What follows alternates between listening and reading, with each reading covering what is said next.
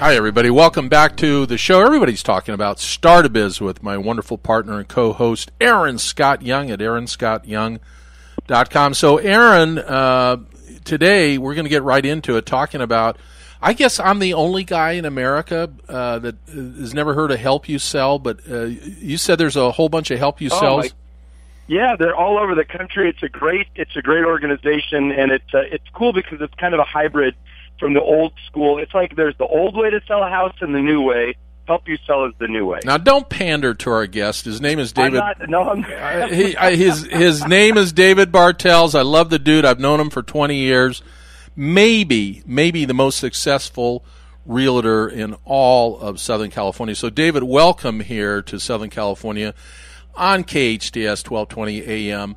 So let's get right into it. So tell me, look, it's the first time I've heard of Help You Sell. What is the difference between Help You Sell and every other realtor? Well, hi, Coach. Too big a question? No. Well, it's a big question. It is a big question. The idea here that I want people to know is Help You Sell is basically a progressive full-service real estate agency, and what that means is we do everything ordinary full-fee real estate companies do and probably more. We just do it for a low set fee. That's it? Well, they get you. I mean, I know this sounds like a commercial on the show that you're listening to. Do not turn that station, because you're going to learn something today. We're on our second segment, and I know you'll be driving. You can listen to our show on 1220 AM. Put your station on 1220. We're going to talk about selling versus marketing, and you're one of the original guys. I mean, I've known you for a long time. You're really one of the original marketing guys. You get marketing. So in Help You Sell, you're really marketing. The whole process is marketing, or is it selling? Well, it's both. So, marketing is the concept of advertising and attracting people, and selling is the actual negotiation that you have in order to, what we call in the sales business, close the transaction. And so at Help You Sell, what we're doing is that we're helping homeowners sell their house through a process of marketing and selling. So, people are really confused about the Help You Sell model. So, and I even sense a little confusion on your part. Look at my IQ level. I mean, but here, I did the math. When we were driving over here, I thought to myself, okay, you just listed this morning a home for $925,000. That's right. You're saving that homeowner $60,000. Well, may not be that much, and that's how much they might be able to save depending on a number of variables. But think about it. Maybe I can just tell a story. Okay, so if you have two sellers, okay, you have one person who's selling a $300,000 house and one seller that's selling a $600,000 house. It takes the same amount of time, money, and effort to sell both of those houses in this marketplace. But the $300,000 seller is being asked to pay 6% or $18,000 in order to sell their house. And the $600,000 seller is being asked to pay 6% or $36,000 in order to sell that house. In other words, it's $18,000 more dollars to sell the $600,000 house as it is the $300,000 house. And the question that I ask people is, why does the $600,000 seller have to pay $18,000 extra? What do they get for their extra $18,000? And the answer is nothing, because it does take the same amount of time, money, and effort to sell both of the houses. And our feeling, and all Help You Sell did, without giving up any services or giving up any expertise, we just came to the conclusion that if it takes the same amount of time, money, and effort to sell both houses, shouldn't the fee be the same? So we figured out what our average cost of doing business was and added a fair profit, and that fee to sell a house between $0 and $700,000 is $6,850 in this market. All right, let's get to the concept of the show. So Aaron Scott Young and I do this show to really help people do better in their lives, to do better in their lives financially, to have a more winning life, to have a life of independence like you have and I have and Aaron Scott Young has. So why would somebody pick you, David Bartels? Why do you do better? Last week, Aaron, jump in anytime you want. Last week, Aaron and I were talking about the it factor. You have it. No question. I've known you a long time. Do you think that somebody in sales does everybody have the it factor? Well, of course not. I mean, if you think about just looking at real estate alone, there's going to be 5 million real estate transactions this year, and just over 1 million realtors doing all those transactions. But probably 80% of those transactions are done by, or 80% of those transactions are done by 20% of the people. So that old adage still is there. That is just amazing. I mean, the advice that I give people, if you're going to hire a real estate agent, hire a busy one. Yeah, it's good advice. It's good advice. Years ago, in the first big rush up the market in the early 2000s, I was buying a lot of real estate, and I looked for somebody who was both busy and who really wanted to do business, not just wanted to sell a house. That's right. And she we became a team, and we both made a lot of money. But here's my question for you. So you chose to be a realtor. You're in Southern California. There's endless opportunity down there. So we've got people listening in right now who are going, I'm working a job. I'm a W-2 employee. What else could I be doing? What else? And so why is real estate a winner for you? And if there are people out there looking, is there still room in real estate to make money? Well, I obviously think so. I didn't start my Help You Sell franchise, and it was a franchise that I bought it until just under 3 years ago. I'm just in my third year of doing business. And a lot of people are surprised by the level of success that we're having as a result of that. And I didn't jump in what might be considered the most opportune time to be in the real estate business. But we really approach it from a place of consumer advocacy. So if you come with the right heart, you come with the right purpose, and you're focused on really helping people achieve their objective, there's opportunity in any industry. So not just real estate, which I would answer an emphatic yes, it's a good time for the right people. You're being a little too humble. So but we have listeners that are driving all over Southern California. They're in sales. They're selling pharmaceuticals. They're selling cars. They're selling real estate. What is it? I mean, your closing ratio, you told me this morning you're at 32 consecutive closes in a row. So is it your speech pattern? What is it? I mean, why do you seem to do better, David Bartels, than the next guy? Are you more prepared? Is there practice? Is there a set speech that you make? Well, obviously it's a combination of all that, but so what you're talking about is where I shared with you that I'd closed 32 listing presentations in a row. And a listing presentation is where a seller makes the decision to hire us in order to sell their house. And in the beginning, I couldn't get a listing. When I first went out on these presentations, I just couldn't get a listing. I'd go out there and I'd talk about how much money people could save, and I wouldn't get hired, and it was confusing to me. And so what I realized is that they were interested in saving money, but in the end, the decision they were making was I the right person in order to sell their house?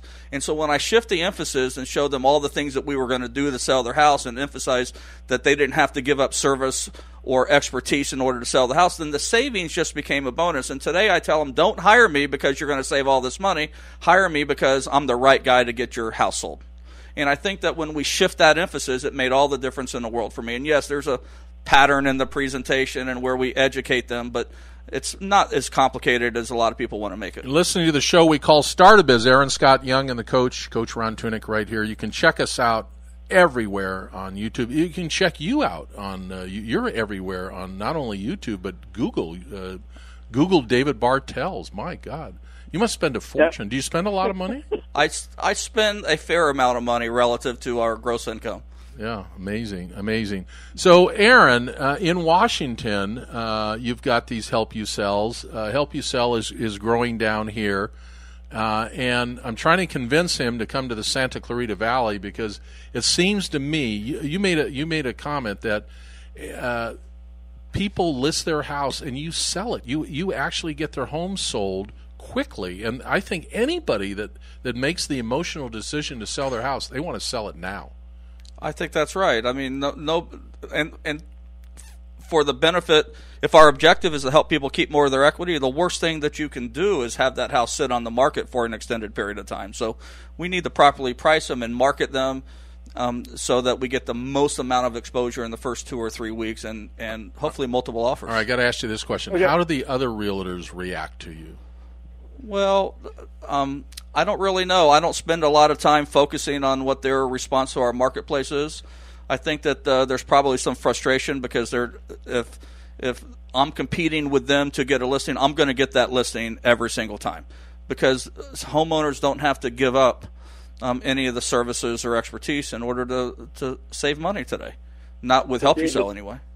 David, can you guys hear me okay? I'm remote today, and so I know the sound was questionable. Yeah, there's a buzz. There's a little buzz somewhere. I don't know. You're remote. You're on a ranch somewhere. He's a goat hunter. This guy hunts goats for a living. I love goat. Well, here's my question to you, if you guys can hear me through the buzz. The question is, David, so first thing you had to do is you realized you were talking about some of the features, like lower percentages, and when you turned it around and really made it all about what's in it for the seller, you started closing every single transaction or contract that you had. What else have you had to learn over these 3 years? What skill did you have to, besides just figuring out how to aim the initial conversation? Because what we want to do is help people here say, no matter what industry they're in, how do they do better? You're kicking butt in what you're doing. What did you have to learn or get good at or unlearn to be so successful? Well, first of all, I think the big thing is really wasn't about me or what I wanted to accomplish. And I've just learned throughout the years, and I have a family of real estate companies. This is one of 3 real estate companies that I'm involved in. And we approach them all the same. We position ourselves as an advocate. We learned if we focus as a homeowner advocate and we simply take the time to find out what our clients want and spend the rest of the time helping them get it, we don't need any high-pressured or slick closing techniques in order to get them to choose us, because choosing us is the natural conclusion towards which all our efforts have been directed. So I think we show it with a heart of service, and we really focus on doing the right thing for the homeowner and giving them good factual information. Sometimes we're just not the right fit, but we address that right up front, and so there's no misunderstanding. So our goal here is simply to give them the information they need to make the best decision for them and their families. Can I shotgun like 1,000 questions real quick? Sure. So are people putting in artificial grass? How many? A small percentage. Really? Small? We're seeing some of it. We just put in we just took a little part. I wasn't for it. I don't have any votes in my family. Like my wife has 100% of the votes. Yeah. So we put in this little. Anyway, second question is, who makes the decision to buy the house? Really, is it always the woman? Not always, but predominantly. You're just being politically correct. 99%, right? Yes. Yeah. So what does the guy get out of it? I mean, we get the garage and that's it, right? Well, I don't know. The world's evolving a little since. Not really. You don't lie to me. You're listening to Start a Biz. Aaron Scott Young and the coach here interviewing. I've known this dude for 20 years. He's one of the most honest guys I've ever met, but very, very good at what he does. And he just sells houses. That's what he lists them and he sells them, and that's what he does. And a new company called Help. Well, it's not a new company. It's 40 years old, Coach. Yeah, it's new to you. 40 years old. Help You Sell. Help You Sell. Okay, so let me keep going through these shotgun questions. So, when somebody buys a house, what is the most important thing? Is it the kitchen? Is it the back? What is it? What gets people to go, that's my house? People buy houses based on feel. Everyone's probably had the experience of shopping for a new home when they walked in and turned around and walked right out just because it didn't feel right. But kitchens and bathrooms seem to be the big factors for people. And now everybody's got different hot buttons, but if I had to pick a couple of features, kitchens and bathrooms and to a lot of people, curb appeal make a big difference in their opinion of whether or not that's the right house or not. Is the living room Aaron's thinking of a question to ask. He'll be right with us. Okay. He's thinking of a question. He doesn't have a question. I think he's picking on you, Aaron. So, no, he's got this great advantage of me being 700, 800 miles away.